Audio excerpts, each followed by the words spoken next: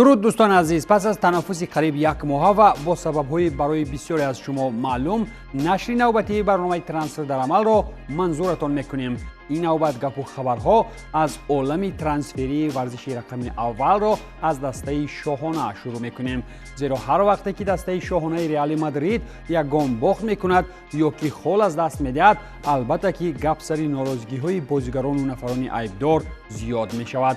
مثلا پس از مساوی مقابل الچه در پریمیرا، اگرچه بسیاری برانند که خابی آلونسو الکی با کلی فیشنگ اداره کنی بازیگران را از دست داده است، وینیسیوس برزیلی روی راست و با اراده قوی نیتی رفتن کرده است. ترانسفر وینیسیوس هم میتواند زمستان عملی شود، زیرا برزیلی الکی با فلو پرز گفته است که در صورت باقی ماندن آلونسو در مادرید انیق با دسته شاهانه شرطنامه را تمدید نخواهد کرد. بهانه دیگری برزیلی البته که زیاد نشدن معاش کاری تا سطح مزد کاری رونالدو می باشد. اگرچه راهبریت ریال مادرید معاش کاری وینی جونیور را تا قریب 20 میلیون یورو سالانه بالا برده است، ولی او میخواهد که سالانه مثل رونالدو در ریال مادرید 30 میلیون یورو وارد جیب نماید. این هم از یک جانب فشاری مالیوی به باشگاه و بالا دانستن خود از دیگران بوده، از جانب دیگر او میخواهد با این واسطه وضعیت آلونسوی جوان را در دسته تنگ نماید. اگر که نتیجه های دستاوی ریال مادرید با وجود چنین جراحت ها به قول ساز نشوند، عجب نیست که بابای پرس هم فکرایش را به فایده وینیسیوس دیگر میکند و خابی آلونسو به زودی از نزد دروازه های نوی برنابئو به سمت یارمارکه جایهای کاری خالی گسلانده می شود. عملی شوی چنین منطق کاری هم البته که غیر امکان نیست، ولی نمیدانم که مخلصان اشدی ریال مادرید در تاجیکستان و جهان در این موردها چه اندیشه هایی تامی داشته باشند. فضای فوتبال اسپانی در نبود جنجال‌های داخلی ریال مادرید هم گرم و نرم بوده است، ولی رسانه‌های روسی با تعریف و توصیف یک بازیگر جوانی با استعداد از روسیه باز این فضا را گرمتر می‌سازند. به شفشفی زیادتی و گفتن شفتالو به یک بارگی اشاره کردنی هم که به قول رسانه اسپانی دیارو اسپورت توجه نسبت نیمه‌نویگر جوان منتخب روسیه و لوکوموتیو مسکو الکسی باتراکوف در اسپانیا الکی از قالب خیالی به چهارچوبه جدی پیچیده است.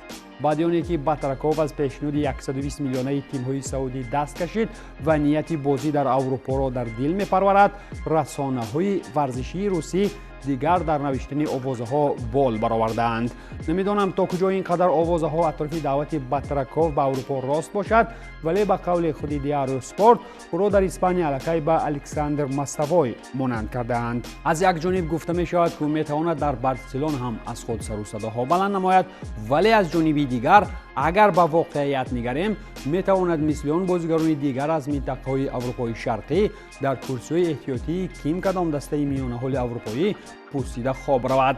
اگر به نوشته‌های رسانه‌های روسی البته که باور کنیم، الکسی باتراکوف باید که سال گذشته جایزه گلدن بای میگرفت، ولی بهر چند گل و عملهای دیگری گلی در چمپیونات روسی تا حال کسی را اسکار فوتبالی ندادند و در اروپا خوب میمانداری هم نکردند.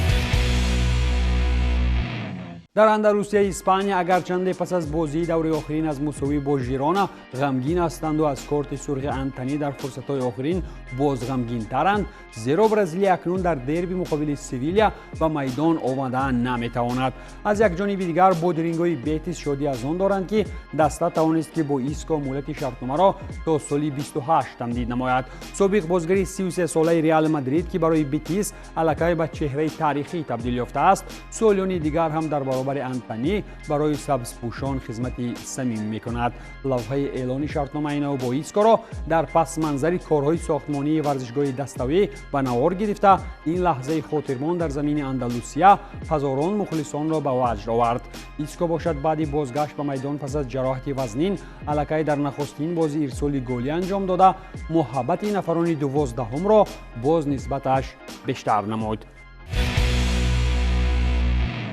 در جالبترین چمپیونات باشگاهی فوتبالی باشد وضعیت تماما پیشگویی نشونده است. قهرمانی فعلی مسابقه لیورپول بر عوض دوام دادن کار در سنگر دفاع قهرمانی دور به دور با حسابهای بزرگ شکست خوردن میگیرد. پیشتر اگر در ورزشگاه انفیلد حتی بارسلونا هم عذاب میکشید و گواردیولا مدام دچار دردسر میشد، زمان اسلات حتی جنگلبانان از ناتینگهم هم پرنده آتشین را در زمینشان به بال و پر میکنند. پس از باخت خانگی با حسابی 3-0 از ناتینگهم فارست، فشارها سر ارن سلات بیشتر و بیشتر می شوند. ولی با قول راهبریت باشگاه لیورپول، سلات تا حال هم تاپ مربی بوده، اقلاً تا زمستان باید که تاپ بودنش را اثبات نماید. بعد 6 باخت در 7 بازی اخیر پرمیر لیگ انگلیا، دسته سلات حتی از 10 گانه جدول هم بیرون شده، از ارتتای ارسنال الکی 11 خال قفاتر می ایستد. براستی پیروزی لیورپول ضد رئال در لیگ چمپیون ها اندکی هم باشد، امیدها را به سمت کار سلات برگردانید. ولی چطوری میبینیم در پرمیر لیگ انگلیا لیورپول هیچ به خود نمیآید. با قول راهبریت سرخان هم اگر تا سال نو ارن سلات با خریداری بیش از 400 میلیون تابستانی خیش کارها را درست نکند، پس این طایفه رئیسانی سرخان را علاج جز زاری و تولا پیش یورگن کلوپ نمیماند. و به خیالم یورگن کلوپ همچون نفری دوستداری لیورپول و مردمی انفیلد دیگر باره میتواند پیشنهاد قهرمانی فعلی را قبول کند، زیرا سالهای اخیر زیدان تنها به رئال منتخب فرانسه دل داده است و یورگن کلوپ میتواند با بازگشت دیگر باره به انگلیا اژدها بودن لیورپول را به گواردیولا بار دیگر نشان دهد. نرسیدن دفاعگری با مهارت مرکزی از روی حل مشکلات لیورپول به حساب می رود، ولی این دسته به قول ژورنالیست آلمانی فلاریان پلاتنبرگ به سمت نیم حمایتگر کناری بورنموث آنتوان سمنیو چشم دوخته است. ترانسفر سمنیو به لیورپول به عوض 70 میلیون یورو میتواند الکی این زمستان عملی کرده شود.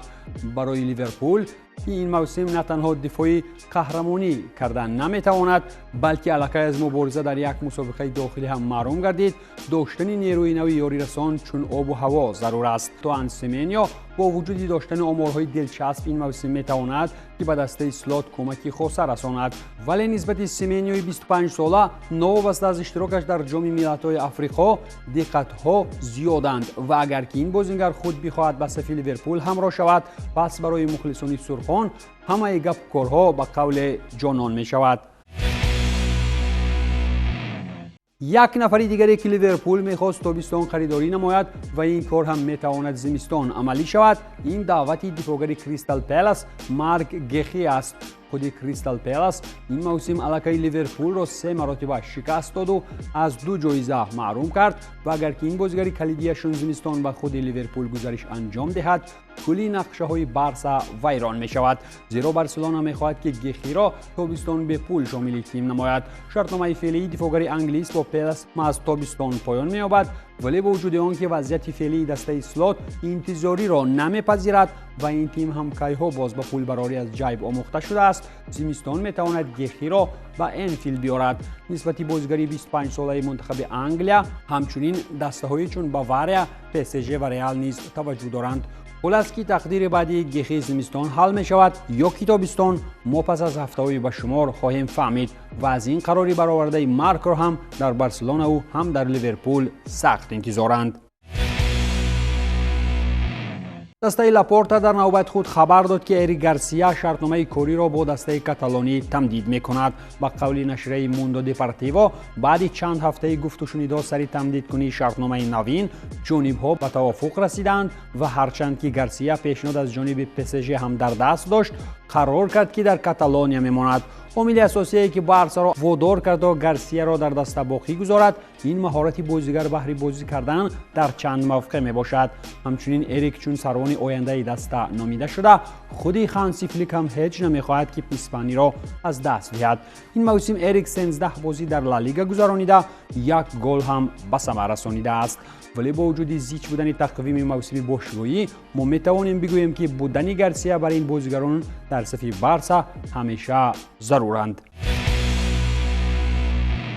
عجیب این است که در حالی که شماره بازیگران گریزان از امیو زیاد می شود، حمله‌ور دیگری جوان از آلمان برعکس همه می خواهد که به منچستر یونایتد رود. اینجا گپ سری حمله‌ور بروسیا دورتموند کریم ادیمی می رود که با نیت رفتن از سیگنال ایدونا پارک با امیو و اینتر گفت و شنیدار دارد. کریم با انجام موسم جاری پیراهن زردپوشان را با کلی تاریخی آن یک طرف گذاشته است و یا به صف امیو می پیوندد یا که در سری آ درخشیده است. این موسم بازیگر 23 ساله 10 بازی در بوندسلیگا گذرانیده، مؤلف 2 گل هم شده است. ولی وابسته به آنی که در دورتموند دوره محبت بیشتر طرف سیروگیر سیتاب میخورد، این نفری جینگیلاموی میخواهد که از خود در سمت دیگر سر و صداها بلند نماید. نوابسته از آن که هزاران سکاوت‌های فوتبالی در جام جهانی فوتبال میان بازیگران تا 17 ساله در قطر به شکار استعدادهای جوان برآمدند و امروز یوحپگاه با فرارسی کاری روزانه زمستانه ترانسفری معلقه از خریدارهای نوین میفهمیم، ولی در فوتبال ایتالیا توجه به بازیگران سابقه دار علاقه ترند شده است. در مسیر 2-3 سال اخیر میبینیم که گرندهای ایتالیا چطور از سابقه داران فوتبال اروپایی ثمرناک استفاده میکنند و بازی اعلی صفتی مودریچ در صف میلان دلیل این گفته هاست. در آمدی گپ میلان بعد آوردن مودریچ و بازی موفقانه او در سری آ علاقه میخواهد که زمستان تییاگو سیلوا 41 ساله را هم شامل تیم کند. برای الگری دفاعگری سابقه دار لازم است که در مبارزه برای اسکودتو برایش کمک نماید. درباره این ترانسفر احتمالی خودی روزنامه معروف لا گازتا دلو سپورت نوشته اگر این گزارش زمستان عملی شود پس تییاگو سیلوا 41 ساله بزرگسالترین بازیگر سری آ شده این عنوان را با تنتنه از لوکا مودریچ کشیده میگیرد. بودن چنین پیرانی کار در تاپ 5 چمپیونات اروپایی البته که شرط و ضرور است، ولی باز نشود که در موسم طولانی اروپایی اخیرا همین مستفیدان برای دستای تاپ دردی سر شوند. این بود پایان برنامه ترانسفر در عمل. تنسیت و پولدار باشید.